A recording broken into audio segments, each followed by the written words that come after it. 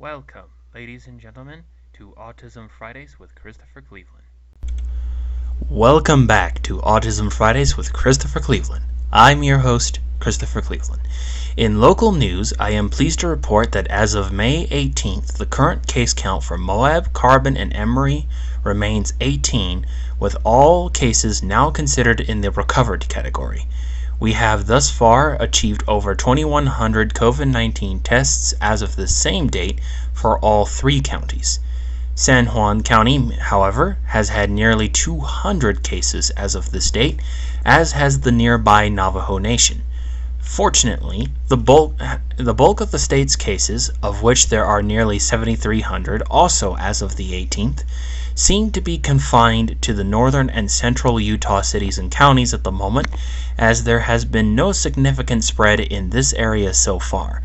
My assumption is that this is due in no small part to the fact that the Southeast Utah Health Department chose to keep the three counties in its jurisdiction at a code orange zone, the second strictest level of precautions after the code red the entire state experienced during April, whilst the rest of Utah has gone on to code yellow already.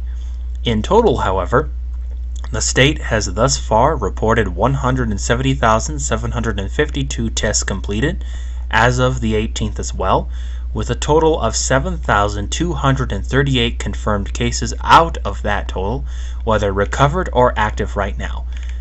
To put that into mathematical perspective, out of these tests, only an astonishing 4.23% of the tested populace has had a confirmed COVID-19 case. We can also report less than 600 hospitalizations in total as of the 18th, and while all loss of life is tragic, we can still proudly report that we have less than 100 deaths for the entire state of Utah, again, as of the 18th, with none of those deaths being in the Grand, Emory, and Carbon County areas. While this is by no means a reason to pull out the champagne bottles and host parties of more than 10, this shows that Utah has done better for itself than might have been initially anticipated. Coming up after the break, some ideas and suggestions for autistic children to begin meeting up with their friends, as well as how they can manage stress and exercise should they choose to continue to be on lockdown or not.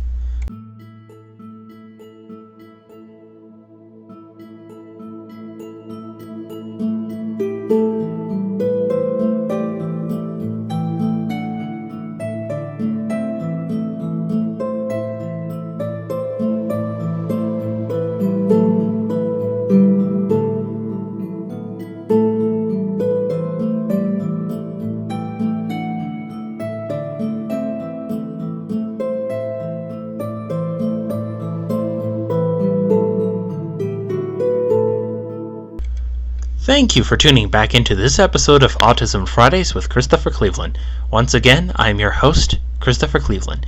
This week, I wanted to take the time to come up with some suggestions, both for stress relief and for communicating with friends for those on the autism spectrum. Now, to preface all of this, my mentoring program currently has some serious and understandable restrictions in regards to curbing the spread of COVID-19. For example, all mentees who are 6th grade or younger will still continue to meet with their mentors virtually, whether this is video calls, texts, etc. This measure was out of concern that the little ones might not respect the need for social distancing in their excitement to once again be able to hang out with their mentors for the day. And speaking as someone who's worked with little ones in the past in normal times, I actually completely agree with this measure. However, for students that are 7th grade or above, there are two ways that it can go depending on whether you're a community-based mentor or, like me, you're a school-based mentor. In the interest of saving some time on this episode, we'll go with the restrictions and guidelines in place for school-based mentors. First off, said school-based mentors must meet with their mentees on the middle and high school campus grounds and go nowhere else. Second, they must do so while the boss is on the campus in case he needs to supervise us or vouch for us being there on behalf of the principal. Third, Both mentor and mentee must wear masks to completely protect themselves when unable to socially distance themselves as a result of activities like playing basketball or games like chess. Fourth, and perhaps most crucial of all, is the fact that school-based mentors are approved to use the school facilities as long as they secure parental permission and they check for the symptoms in both themselves and their mentees before entering. And if either one presents with the signs, they cannot enter the building or hold a session. Now, as strict and maybe a tad unfair to some as all this sounds, this is done for the safety of both students and school staff. A similar agreement, however, can be made with your autistic student about hanging out with friends. Because community-based mentors already have to establish an approved location as it is, you can propose establishing an approved hangout spot where your child can go to meet with their friends at a specified time and for a specific duration on a specific day. Masks shouldn't be excluded as a protective measure in these unusual times. In fact, it might be a good idea to say that if masks are not worn all the time, then the hangout will not occur. So that way the spread is mitigated better, no matter what. Especially if you know your child won't be able to maintain the recommended 6-foot distance from their friends during the hangout session. Given that these are kids we're talking about, that's a pretty fair assumption to make. If necessary, run it through them in a drill, whether with a sibling at home or even practicing it yourself when doing fun things with the child in question. This way they get a sense of how serious it is. After all, the best way to curb the spread of COVID-19 is for everyone to do their part, wear masks in public when possible, wear gloves as a bonus where applicable as I do, and keep social distancing as much as possible. Speaking of which, if your child wants to argue with you, even as non-autistic children might, use statistics where applicable. Use any downward trends that your state might be observing as far as cases go to bolster the call for masks in public places like restaurants. Find news clips where businesses are asked to abide by certain measures when possible. Heck, even taking them to a business where the employees must wear masks or they aren't allowed to work for that day or until they have a mask might persuade them. Rather than scolding a child or telling them they have to do this or that because you said so, which, face it, never worked when you were a kid, use the facts available in your state. Offer them consequences for failing to abide by your request for them to wear a mask, and offer incentives such as cooler-looking masks in the event they listen. Case in point, in one mentoring pair I have, my program has already bought me a pair of Star Wars masks that we can wear and keep while we're on the job. Funny story about that. I originally wanted to get one for my mentee which had Yoda on the front with a caption that goes, "Welcome you are," written across the mask. Oh, excuse me. The caption said, "Welcome you are." Then I wanted to get a black one with the face of Darth Maul on the front. The reason I didn't? Because the shipping would have taken too long to arrive. In fact, the shipping on both masks had them arriving at around June. And given that there's some uncertainty as to whether or not I'd be able to continue meeting with this mentee in person, I didn't want to take the chance.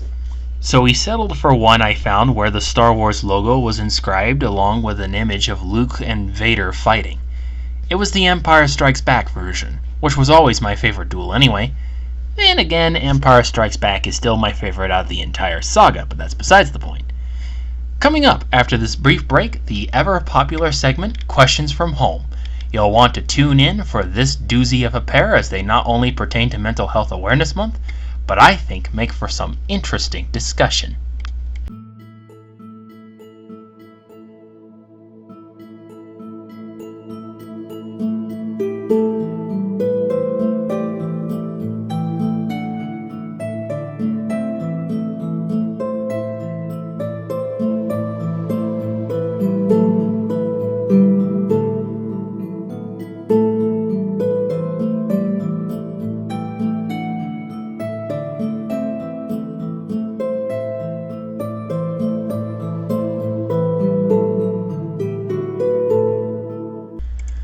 Thank you for tuning back into Autism Fridays with Christopher Cleveland.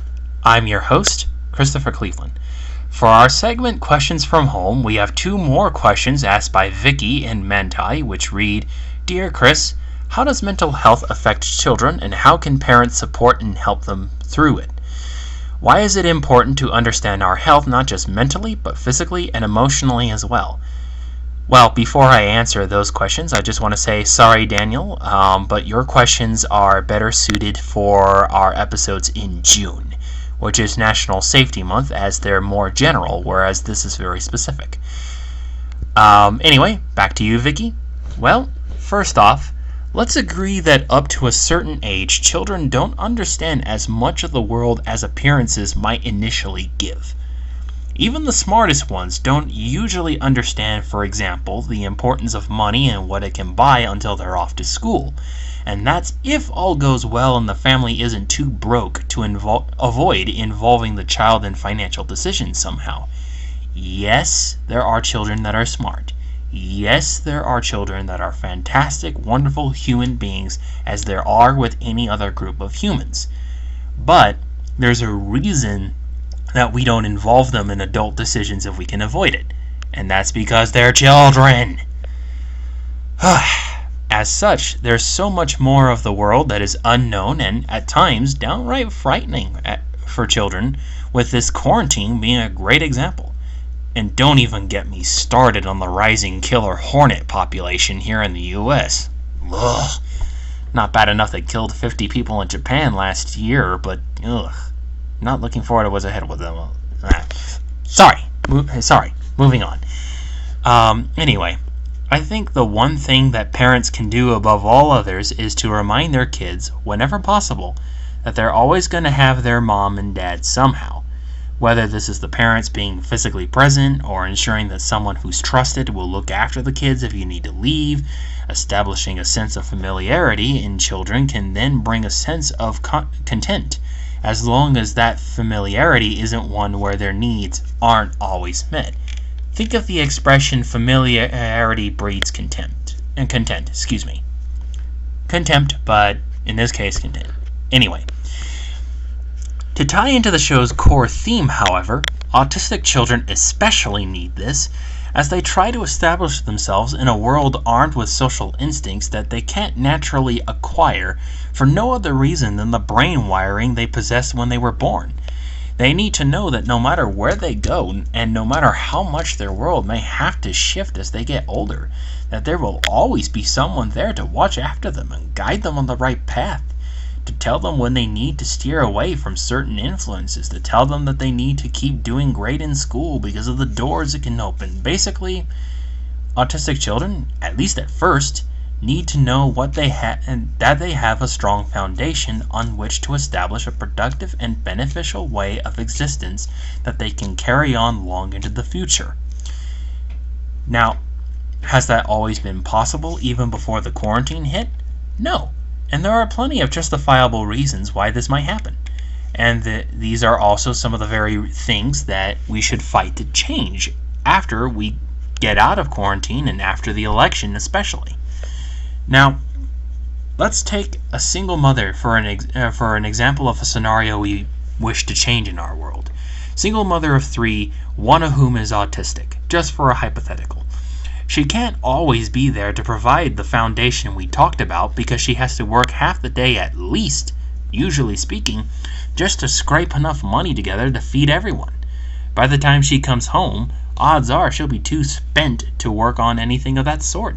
As such, a network that can cast out a lifeline for the child, so to speak, and give them the assurance that even while gone she's got the kids back is essential, whether or not things change for the better. This is why we rely on schools so much. This is why we rely on after-school programs. This is why we have mentors. We have libraries. We have pretty much anything and everything you can think of in regards to children we have precisely for this kind of scenario, which is not only normal, but exceedingly commonplace. Now, in regards to your second question, why is it important to understand our health in all the aspects you named? Well, let's deviate from autism for a little bit and let's talk about what is the traditional narrative of masculinity, or as some radical liberals might call it, toxic masculinity. And to be fair, there's some justification for that. This is when, if you're a real man, you're a stone wall, you're a blank face that doesn't cry, that doesn't show emotion, that doesn't show affection. No one can see when you're stressed out. In fact, you don't even know what stress is, or anything of that nature. You're a macho man, in other words. Studies have repeatedly shown that males who are made to live up to this narrative, best embodied by the quotes, "be a man," or "boys will be boys," are more likely to get involved in fights, have higher levels of stress for longer periods of time, more likely to get in car crashes, and in general be more reckless, as they've never been told that their emotions are valid and that they should confront the source of why they feel a certain way. Therefore, they don't know it's okay to express the emotions they have inside them in any way other than maybe violence. Now, is there a time and place to show emotional restraint? Absolutely, there's plenty such scenarios. When you're for an extreme that I can think of off the top of my head, when you're a soldier in an active war zone, you can't afford to panic, because every second you spend in fear is a second that could mean the difference between life and death for you and your squad. And sadly, no matter how easy it is to do otherwise, disciplining a child, in my opinion, also takes that kind of level-headedness. How often have parents come to conclusions about how a child should be punished that they later come to regret because they acted in anger? There are absolutely times to exercise level-headed restraint, exercise control over negative and positive emotions alike. There are times for jokes, there are times to yell, there are times for pretty much anything you can think of. But showing no emotion whatsoever all the time has proven to be every bit as unhealthy as going from 0 to 100, if not more so, when it comes to the masculinity narrative. This recognition of what you're feeling and why you're feeling it is actually at the heart of what makes the difference, in my opinion, between a martial arts master and some chump who thinks he's all that because he took a few lessons in elementary school. In fact, in my experience with kendo, fencing, karate, boxing, tai chi, kung fu, dabblings with official lightsaber forms, and now bojitsu, the core objective of all martial arts has been, for me at least, learning to get out of one's own way. As such, I needed to know what keeps persuading me to be my own worst enemy, what keeps making me put up mental roadblocks for myself, and part of that recognition, to draw inspiration from a cheesy new age expression, is to get in touch with how I feel and why. Now, let's take that toxic masculinity narrative and let's apply it to somebody who was born on the autism spectrum. Now you've got someone who not only doesn't have that social antenna, that ability to catch on to faux pas and common convention and common etiquette as it is, now you've got someone who can't express their frustrations at being unable to catch on to the etiquette. You have someone that can't express their confusion at why people come in and out of their lives all the time over something they thought was funny but may have actually been rude.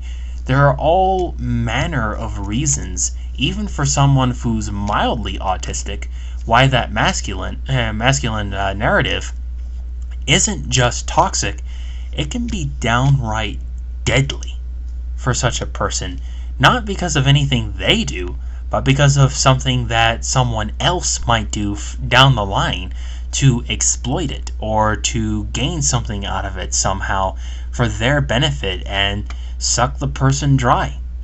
It's unfortunate, but I've actually heard of that happening to people my age who are autistic that somewhat abided by that narrative or at least tried.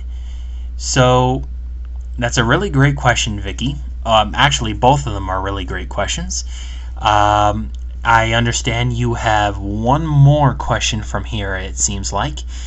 But to that, I'm going to have to say that you're going to have to tune in next time to find out the answer to that.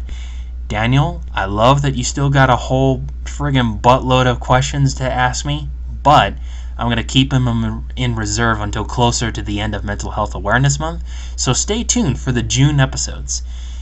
Anyway, since we have no more questions and no more time, this has been Autism Fridays with Christopher Cleveland. I've been your host, Christopher Cleveland, and it has been a tremendous honor. Keep safe, keep healthy, stay at home where possible, wash your hands all the time, and I will see you guys next time. This week's episode is dedicated to Four Corners Community Behavioral Health. Part of a chain of centers which benefits Emory, Carbon, and Grand counties as well as Green River, this facility provides essential services in mental health, drug addiction recovery, as well as accommodations for those looking to make a new life for themselves or need assisted living. I am honored to have worked for the Moab facility as a drug test technician and a respite care provider. On the one hand, providing viable samples from male clients for the courts to use in deciding how they go further with treatment, and on the other, providing some of the mentoring that I now provide in the Grand Area Mentoring Program. It is a privilege to say I know the staff there personally, and I believe that their services are needed now more than ever as we begin to put our lives back on track with restrictions loosened in regards to the spread of COVID-19. They accept Medicaid for all those who are on Medicaid and have grants available if you don't have it. They won't turn you away if you have no insurance policy, and in general, care greatly about making sure that you can become a better you tomorrow than you were yesterday. Look up the number for your region at the Four Corners Community Behavioral Health website, give them a call, and find out for yourself today. Starring, edited, directed, produced, and written by Christopher Cleveland. Thank you for tuning in, and we'll see you next week. Hi, I'm Christopher Cleveland, creator, host, and director of Autism Fridays with Christopher Cleveland. I am a certified secondary education provider located in Moab, Utah, and I'm here to tell you about my show, Autism Fridays with Christopher Cleveland.